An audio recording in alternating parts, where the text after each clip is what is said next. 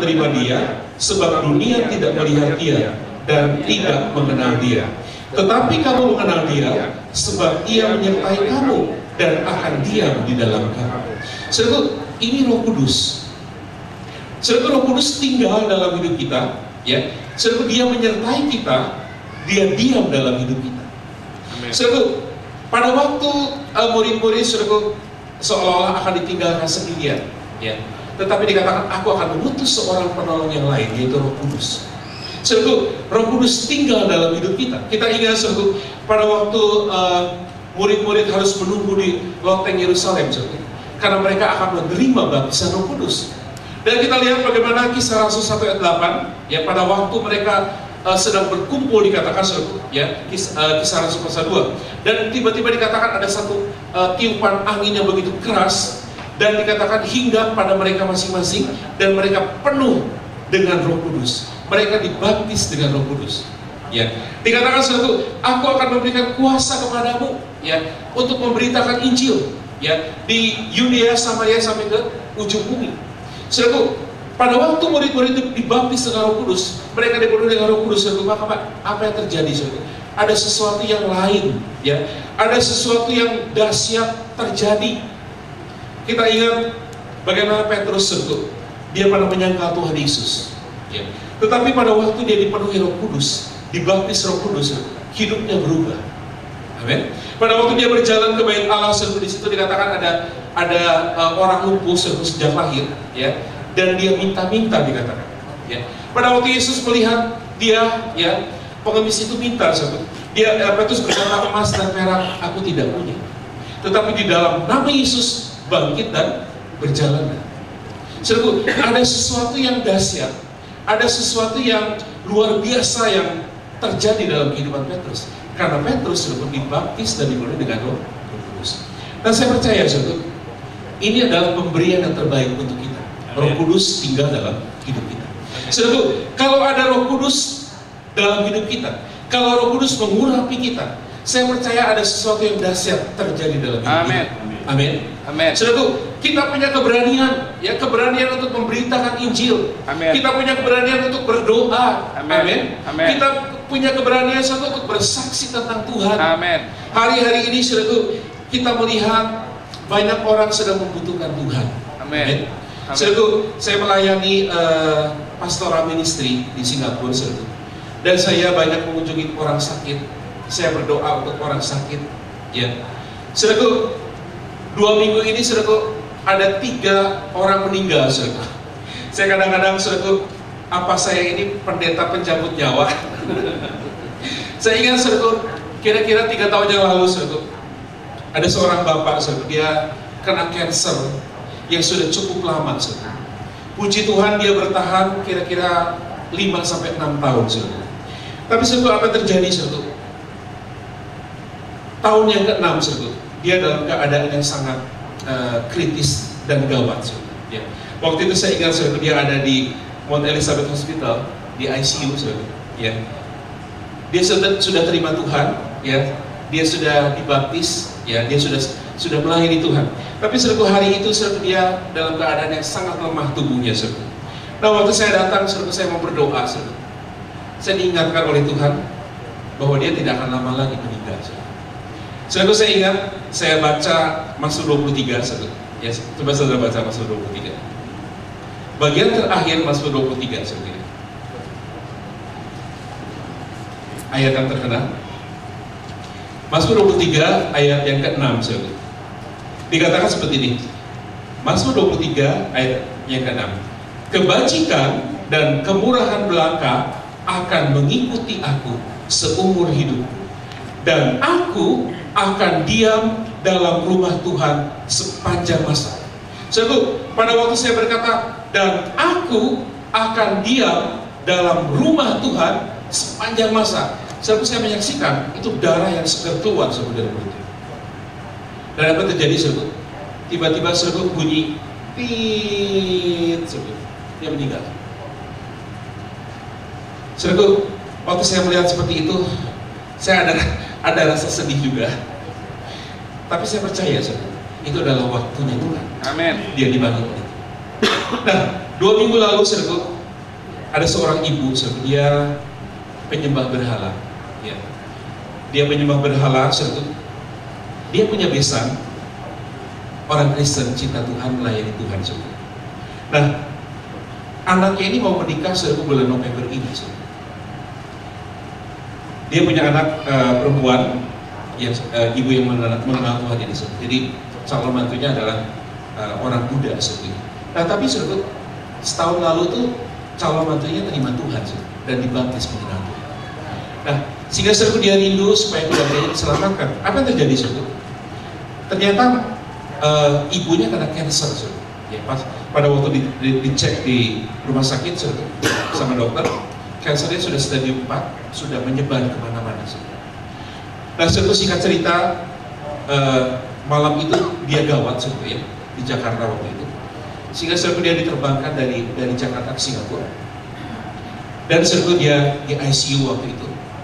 Nah, Senin pagi, saudaraku, saya datang, ya, saya datang diajak untuk berdoa, saudaraku. Nah, saya layani dia, saudaraku. Dia dalam keadaan yang mulai kurang sadar, saudaraku. Saya doakan dia, saya bisikin di telinga dia, saudaraku, bahwa Yesus adalah Tuhan. Amin.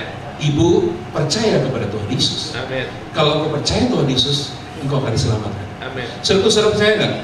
Kalau orang walaupun dia sudah koma, tetapi secara roh dia bisa mendengar. Amin. Makanya kita perlu berbicara di telinga dia. Amin. Saudara, saya bersaksi tentang Tuhan.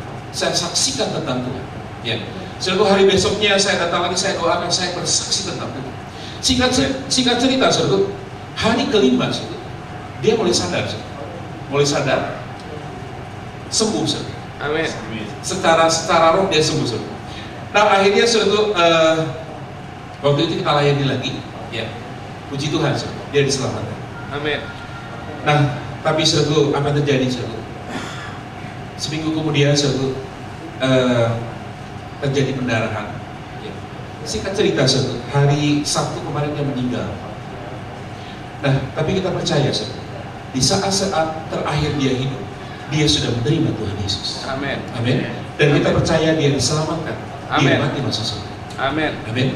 Sungguh hari-hari ini, sungguh ada banyak orang membutuhkan Tuhan. Amin. Amin. Dan kita yang sudah diurapi Roh Kudus, yang sudah penuh Roh Kudus, Amin. ini waktunya kita memberitakan tentang Tuhan. Amin. Amin. Amin. Sungguh nggak perlu takut, ya. Amin. Kita nggak perlu khawatir, sungguh berbicara Amin. tentang Tuhan Yesus. Amin. Ya, sungguh negeri ini adalah negeri yang menyembah kepada berhala. Ya. Ya. Tapi tadi Ibu Suwandi berdoa luar biasa, saudara. Amin. Ya, dia punya keberanian, saudara, Amin. supaya bangsa itu menyembah kepada Tuhan. Amin. Pada waktu kita berkata dalam roh, bangsa ini menyembah Tuhan, saudara, Amin. kita percaya di alam roh sedang terjadi sesuatu. saudara. Amin. Amin. Amin. Nah, saudara, kita yang sudah penuh Roh Kudus, saudara, mari, saudara, kita berdoa bagi mereka. Mari kita Amin. bersaksi bagi Tuhan, saudara. Amin. Dikatakan, saudara, Roh Allah ada padaku, ya, supaya aku memberitakan kabar baik. Amin. Ya, jadi kalau sudah diurapi, sudah dipenuhi dengan Roh Kudus, bukan hanya untuk nikmati, sudah di zaman Tuhan, sudah nangis, aduh enak di zaman Tuhan, ya. Tapi sudah tidak melakukan apa-apa, ya. Roh Tuhan Allah ada padaku, dikatakan Dia mengurapi aku supaya apa? Aku memberitakan kabar baik, memberitakan Injil Tuhan, saudara. Amin. Sehingga, saudara, tugas kita dimanapun kita berada, saudara, kita memberitakan Tuhan. Amin. Ada kesempatan, ada waktu kita beritakan tentang Yesus. Amin. Dan kita percaya, saudara, pada waktu kita berkata-kata tentang Tuhan, Roh Kudus mengurapi kita dan orang itu bisa bertobat, percaya kepada Tuhan. Mungkin kita berkata, saudara, Pak, saya tidak pandai ngomong, ya. Saudara, dulu saya tidak pandai ngomong, ya. Saya orang yang pendiam, ya. Tapi setelah saya dipenuhi Roh Kudus, saudara, saya bisa ngomong, ya. Apakah Musa adalah orang yang pandai berbicara? Tidak, saudara. Ya, dikatakan Musa itu gagap, betul gak, saudara? Ya. Tapi saudara, Tuhan memakai dia, Tuhan mengurapi dia saudara, untuk memimpin bangsa yang besar. Dan demikian juga dengan kita, saudara. Kita yang sudah dipenuhi Roh Kudus, dibaptis Roh Kudus, kita punya tugas, saudara, untuk memberitakan kabar baik. Amin. Amin. Memberitakan Injil Tuhan, Amin. ya, membawa orang dari kegelapan kepada terang. Amin. Yang ajaib. Amin. Yang ketiga, saudara, pemberian yang baik yang Tuhan berikan kepada kita adalah firman Tuhan. Ya. Amen. Kita lihat 2 Timotius 3, 2 Timotius 3 ayat 16 dan 17. 2 Timotius 3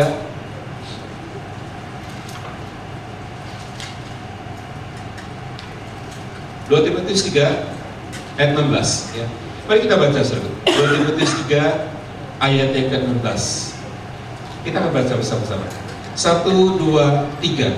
Segala tulisan yang diilhamkan Allah memang bermanfaat untuk mengajar, untuk menyatakan kesalahan, untuk memperbaiki kelakuan, dan untuk mendidik orang dalam kebenaran. Saudara, yang ketiga adalah firman Tuhan. Saudara, firman Tuhan itu diberikan bagi kita. Amin. Amin. Firman Tuhan itu adalah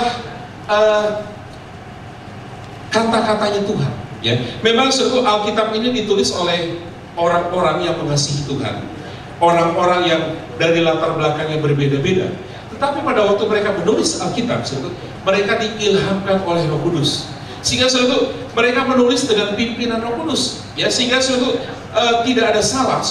Ya, mungkin penterjemahannya kadang-kadang ada sedikit perbedaan. Tetapi kita percaya bahwa Alkitab kita itu diilhamkan oleh Roh Kudus. Di sini katakan ya, bahwa segala tulisan yang diilhamkan Allah memang bermanfaat untuk mengajar, untuk menyatakan kesalahan, untuk memperbaiki kelakuan, dan untuk mendidik orang dalam kebenaran. Firman Tuhan ini punya kuasa. Amin. Percaya nggak saudara? Amin. Firman Tuhan ini punya kuasa yang besar. Dia mengubah hidup kita, ya. Dia dikatakan mengajar kita. Dia menyatakan kesalahan. Makanya firman Tuhan dikatakan seperti kaca. Ya, kita bisa mengaca hidup kita.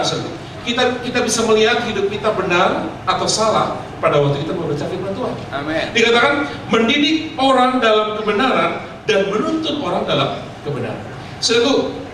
Pada waktu Yosua menggantikan Musa, Yosua dikatakan abdinya Musa. Dia masih muda, ya. Dia belum punya pengalaman. Tetapi Tuhan memilih dia untuk menggantikan Musa, memimpin bangsa yang besar, memasuki tanah Kanaan. Ya, Tuhan hanya berpesan, dikatakan kuatkan dan teguhkanlah hatimu. Kuatkan dan teguhkanlah hatimu. Dikatakan renungkanlah firman Tuhan siang dan malam. Renungkanlah firman Tuhan siang dan malam. Renungkanlah firman Tuhan siang dan malam. Keberhasilan Yosua karena Yosua apa? Merenungkan firman Tuhan siang dan malam. Pada waktu kita merenungkan firman Tuhan siang dan malam, kita membaca firman Tuhan, maka firman Tuhan itu akan mengubah hidup kita. Amin. Maka firman Tuhan akan menuntun kita ke jalan yang benar. Ya, Mazmur 115 dikatakan bahwa dengan apakah seorang muda bisa mempertahankan kelakuan yang bersih? Dikatakan kalau dia membaca dan merenungkan firman Tuhan. Firman Tuhan itu luar biasa dalam hidup kita. Dia akan mengubah hidup kita. Makanya kita perlu merenungkan firman Tuhan. Amin. Pada waktu bangun pagi, jangan cari kopi dulu, ya, jangan cari koran dulu. Berdoa, baca firman Tuhan. Amin. Karena pada waktu kita membaca firman Tuhan, dia akan menyingkapkan segala sesuatu bagi kita. Amin. Pada waktu bangun pagi, saya baca firman Tuhan. Ya, kadang-kadang kita sebagai manusia banyak kekhawatiran ya mungkin ya, ada kelemahan, ada problem, ada masalah dalam hidup kita ya. Mungkin di kantor ada masalah yang berat ya, rumah tangga mungkin sedang mengalami kesulitan ekonomi, ada problem yang berat dalam hidup kita. Pada waktu kita membaca firman Tuhan, maka firman Tuhan itu akan menjadi rema. Amin. Iman dikatakan timbul dari apa? Mendengar firman Kristus. Mustahil kita punya iman kalau kita tidak membaca firman Tuhan. Amin. Orang yang punya iman adalah orang yang merenungkan, membaca firman Tuhan. Pada waktu engkau punya iman, engkau berani melangkah dengan iman karena engkau membaca firman Tuhan. Amin. Makanya dikatakan iman itu kalau kita punya iman sebesar biji sesawi, itu iman kita bisa memindahkan gunung. Artinya apa? Kalau kita membaca firman Tuhan, maka firman Tuhan ini akan menjadi benih iman, dan itu yang bisa memindahkan apa? Gunung-gunung kita. Gunung-gunung kita apa hari ini? Yang mungkin masalah, apalagi situasi yang sulit, ya, rumah tangga yang mungkin kurang baik, ya, suami istri yang mungkin tidak harmonis. Sehingga firman Tuhan bisa mengubahkan kita. Amin.